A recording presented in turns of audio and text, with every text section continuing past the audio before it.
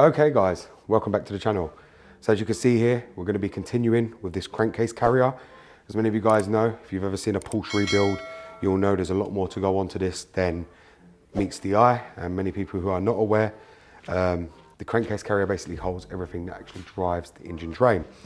So we are going to be putting on today the com rods, because you have to do them before you put the crankcase carrier in. That's purely because you have to put the pistons in once you put the other top of the case on. Now the ones you need to be installing are 6, 5 and 4. Now the best way to work this out, which a lot of people don't explain, is to make sure this little alignment point right here is in the up position. And then you'll just look at it like this. So 6 will be the nearest one to actually the crankshaft. Then you'll jump one and go to number 5, jump another and go to number 4, which 4 sits right here. The rest are cylinder 3, 2 and 1. So do bear that in mind, and you do not put them on yet. You put them on once the crankcase is back into the cases itself. Now what we are going to go ahead and do is we are going to be changing out, obviously, the com rod bearings. We've also got ARP bolts. As many of you guys know, I did say I'm ARP in the whole bottom end and also the top end. This is going to have full ARP the whole way through. So from the crankcase carrier to the rod bearings to the heads to everything. I'm gone very, very extreme with this car, and I'm doing that purely because obviously it's going to help future resale, because people will know they don't have to spend on bolts, and also I know the car is going to be solid throughout its whole life. Now I am replacing also the com rod bearings. I'm replacing everything on this car. We've also got new tensioner blades, new chains, new everything to go on this car. The only thing I didn't have to spend out for was the IMS, and that's purely because I do have the larger one. So I just removed the grease seal and that was it. I do have the bigger ball bearing one. Doesn't need changing. That's the one that everyone even says to use. If you got it, or that's the one they upgrade you to. So that's the only thing won't be changing, but everything else is going to be changed. So if you can see here, this is the com rod, and I have took out the bearings here, and you can see here they're not really badly that worn. These were taken out by the machine shop when they checked them for validity, all the com rods and all the pistons, and they took them out, and you can see they're just about average wear. So I am going to be changing them anyway. Many of you guys know these bolts are not reusable. You can't reuse this. This is why it makes sense to buy ARP ones. So you can reuse them in future if you had to. All of that needs to basically go in the bin. Also, you can't get the cap wrong with the com rod, because if you can see here, it just won't go properly. It just won't sit perfectly. So there's a gap in between there. You can't mix up the cap at all. There's gaps in between. It just won't sit properly. But when you put it the right way, you can see there, it sits perfectly closed. That's one thing to note. Make sure you get that right. Because if not, you'll end up with a spun bearing straight away as soon as you go to turn over the car. Now, if you can see, there is different ways many people believe the com rod's meant to go. I think they say the Germany sign's meant to go towards the crankshaft. So that's the way we will put it. We will put the com rod towards the crankshaft, with the Germany sign going towards the crankshaft and not the other way around. Now I do have new com rod bearings here. These I'm gonna just get rid of, and I'll put them here for a second. Out of the way, we are gonna open up this pack. What you don't want to do is get these mixed up with your old ones, because otherwise you'll be in problems. And again, to lubricate these, we are going to be using the graphogen. So what we're going to do is just find a little alignment point right there to align the bearing in, just like this, just like that. As you can see, just goes just like that. And now obviously I will graphogen them just before I put these back together. We'll do the same thing here. Very, very easy to install. Just like that. You can see there, that's the bearings back in. And you can see there they do wobble, because that's the whole idea. You're meant to be able to press them out if you want to change them. But they're in and they align perfectly. So that's the new bearings in. Now we will get a bit of graphogen. And what we're going to do is rub a bit on the bearing itself to help lubricate it when it first starts up. Many of you guys have watched me do this already once before. I'll put it on the bottom one as well, the bottom end cap, and we'll just do that. There you go, perfectly lubricated.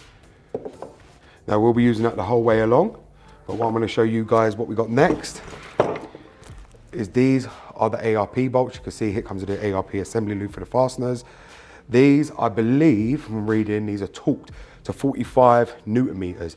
We're going to know when we get inside the pack. We'll be able to open the pack and find out what they recommend for the 997, but I think it's all the same. You can see here 986, 987, 996, 997. So it's going to be exactly the same, but obviously you just can never be sure. And there's all the bolts out of the pack. So we got them, and this is meant to be our little instruction booklet which tells us what to talk them to.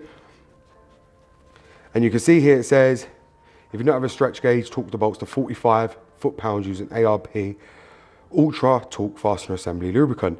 So it's 45 foot-pounds, basically the same as the crankcase carrier bolts, just £5 less.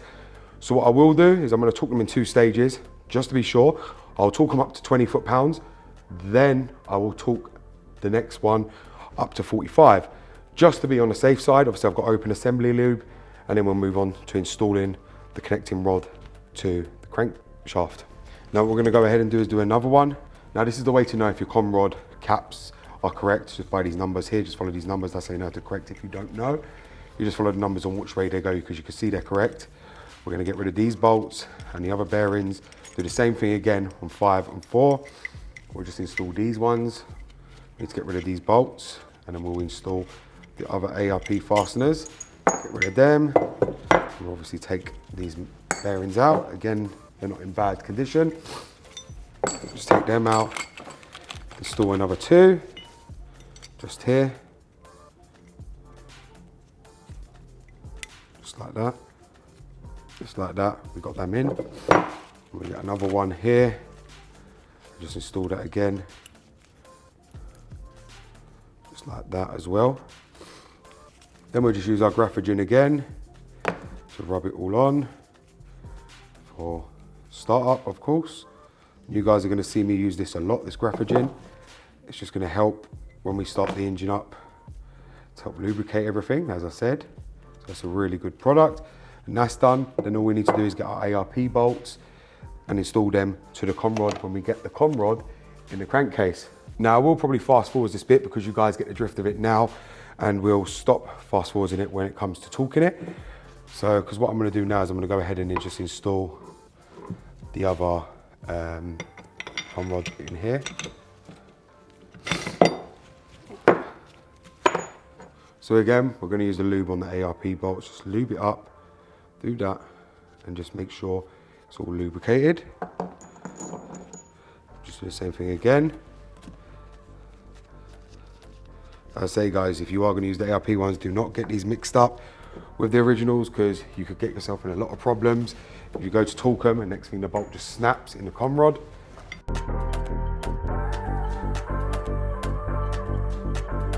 We'll just rotate the crankshaft to make sure everything moves nicely, to which it does. It's all moving nicely. So now we'll go to number 4 and do number 4. We'll just remove the bolts from here, bolts here as well.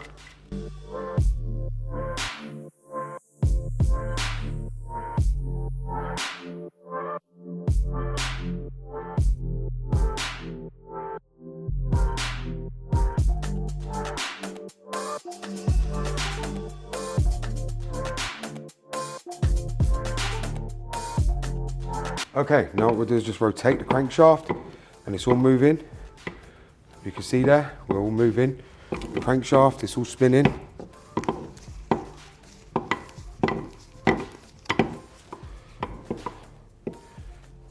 Okay guys, so now what we're gonna go ahead and do is we're gonna torque down all these ARP bolts.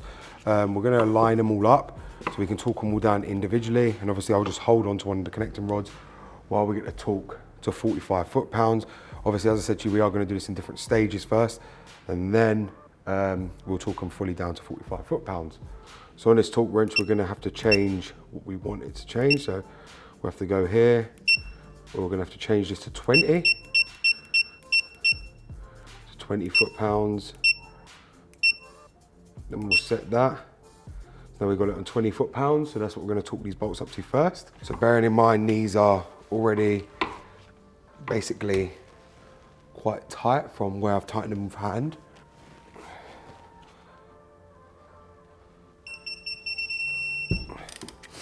You can see that's 20 foot-pounds.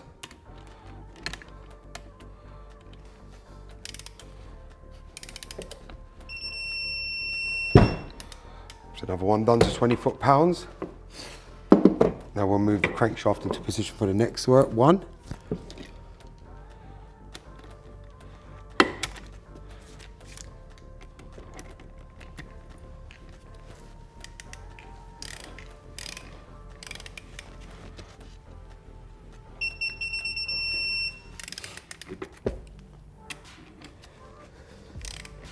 Then we'll do this one.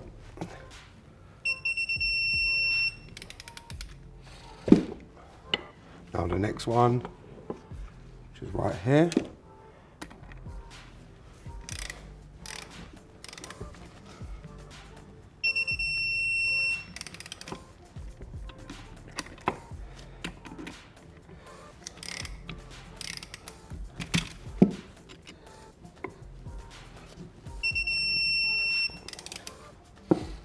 Now that's done. Now we're going to change the torque wrench again. We'll just change the setting. Now we're going to do 45. So we'll just put that up to 45 foot-pounds. So now we'll go ahead and do is torque them up to 45 foot-pounds. So now we're going to move the bolts back into position where we want them to be able to torque them down, which are right here.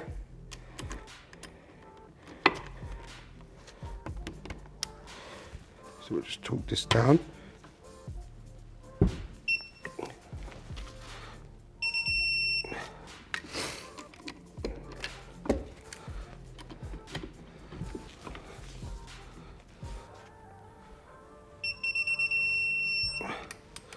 That's the other one done.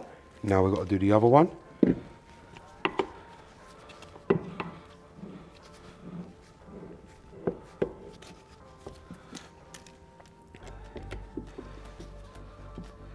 So now we'll just do that one as well.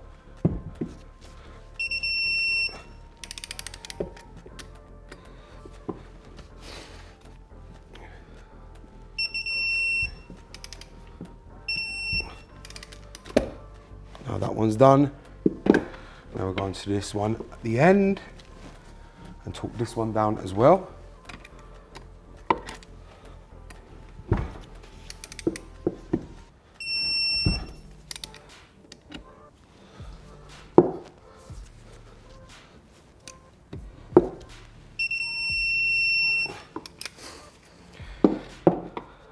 And now they are all torqued down. So now we know all the com rods are at the correct torque. So that's that done. Now what we're going to do is turn this back over so we can start putting on all the tensioner blade and everything else that needs to go on. So guys, now what we're going to go ahead and do is put on all the tensioner blades, the other tensioner, the new chains, the IMS chain, and prepare this to put back in the engine, which is in the case, so we can start sorting that out. So I'm going to show you how you do that. Okay guys, so to rebuild the crankcase, we're going to need to put this on first. So you can see here, this part goes here. Now you can't get this wrong because it's got alignment points right here on the tab, and obviously here it only goes one way, which locks into that alignment point right there. So when you sit it down, it literally aligns perfectly right there. Then the IMS shaft sits in here, which you'll see in a bit. Now what we're going to go ahead and do next is put the bolts back down. So there is 6 of these bolts, which look like this. These bolts need to go in here, and you'll just tighten them down by hand. And these are meant to be torqued up to 8 Newton meters to tighten them down. Now, obviously, you do need a torque wrench when building this up. That's very, very important. There is a lot of bolts, and obviously, most of them all need to be torqued. That's why I'm just finger tightening them all down.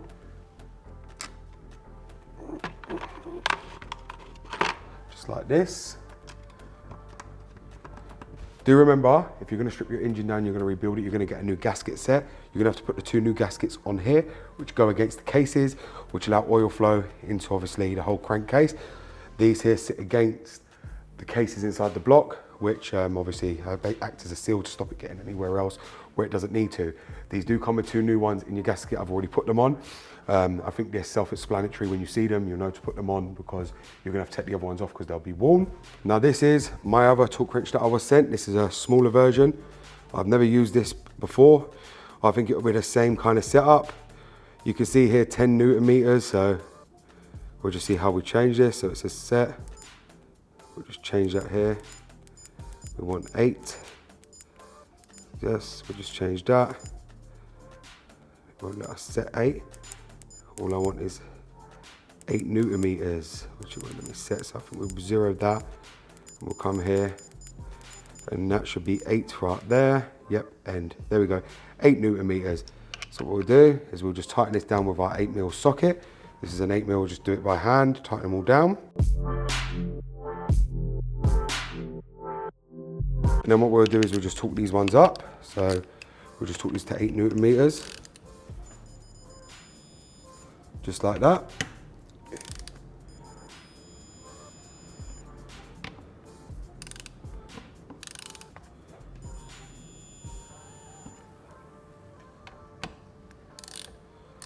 We'll just tighten this one up.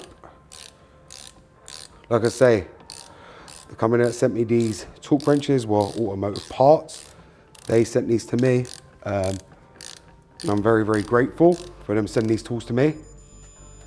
They knew I was going to be rebuilding this engine, so they sent them to me and asked if I could do the video with them, which now I am. The two of them are going to come in very, very handy for this rebuild. And then we'll just tighten this one down. So we get the torque spec. There we go. Now they're all tightened down. Now the next thing to do is to put on all the chain guides. So the next thing we're going to do, guys, is we're going to get our IMS, which is right here, and we're just going to slot that back into position right here. Now we're going to need to get our new chains, which, if you can see, this is our new chains right here. Just going to get all of them. This is one of our new chains. We're just going to put on our IMS, just like that. Just like that, right there. We'll leave that hanging. We do have another new chain, which we're going to put on. And we'll put that on here as well. Just like that. So now they're all hanging. Then we've got our other chain right here, which drives the crank and the IMS, which this can get a bit hard to do.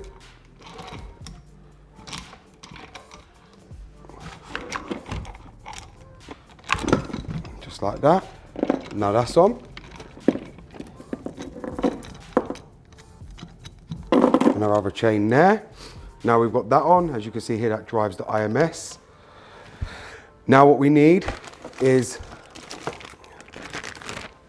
our new tensioner blade, which we'll be putting on. Now, these are the 3 bolts that come with it. You don't get new bolts. These are torqued to 10 Newton meters. Now, how this goes on is just like this. Find the holding brackets. People say to lube it up, the chain guide, but you don't really have to. You can if you want to. You don't have to lube this up. It's plastic. It's a plastic guide rail.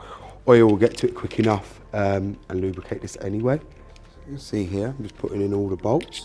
And these are a 10mm to tighten these up. So we'll just tighten these up now by a socket to speed it up, and then we'll torque them down to 10 Newton meters. Now we'll get our torque wrench and we'll just change our settings. So we'll just go here, adjust it to 10, which isn't there. So we'll just go here, do that. And we've got 10 Newton meters. So what we'll do is just take off the 8mm, put our 10mm one, and we'll just do these up to 10. Just like that. And the next one. And then the last one.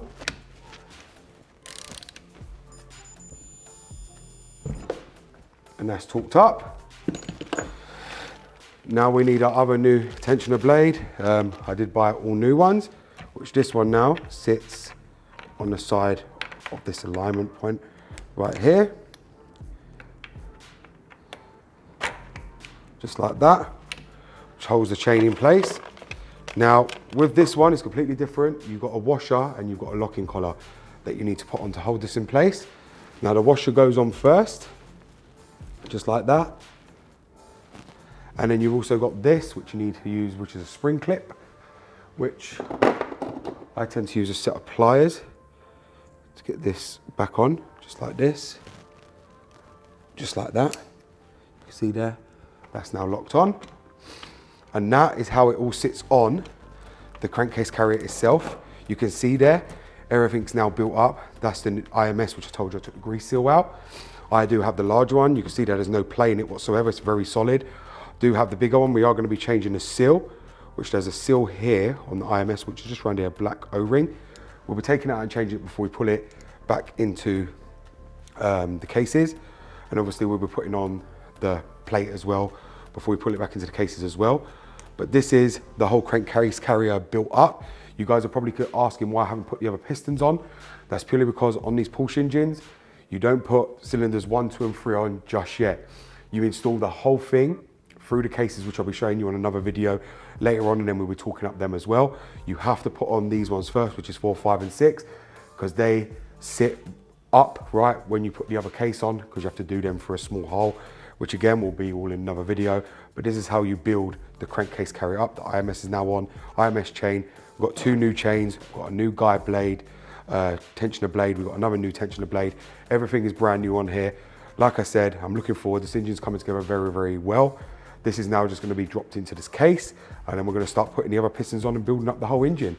Very, very easy to do, guys. I'm very happy with the way it's turned now, and I'm very happy with the progress that's been made on this engine. Obviously, I've still got bolts sitting there for the other pistons, but the next video is installing this into the case. So unfortunately, guys, this is all I have time for in this video today. And like I said, on the next video, we will be putting this into the case, and we'll be installing pistons 1, 2 and 3 and bolting all this down. I'll be showing you how to align it, how to bolt it down, how to hold it down, and also how to install the new pistons and new piston rings, because that's going to be on the next video. But thank you very much for watching, guys. And as I said, if you are enjoying this video series, do give it a like, and let me know how you guys actually find it, and if you will be interested in rebuilding one of these engines, because as you can see here, it's very, very simple, providing you follow all the steps from the manufacturer guidelines, and obviously get the correct parts so you don't have to come back down here and do it all again. And there's no room for error if you're using all the correct ARP bolts. That's why ARP made all these bolts, to remove all this manufacturer's torque to yield settings, because that can leave room for error, and obviously nobody wants that when building an engine. Thank you very much for watching, guys. BMW Dr. Dean here, and thank you very much for watching.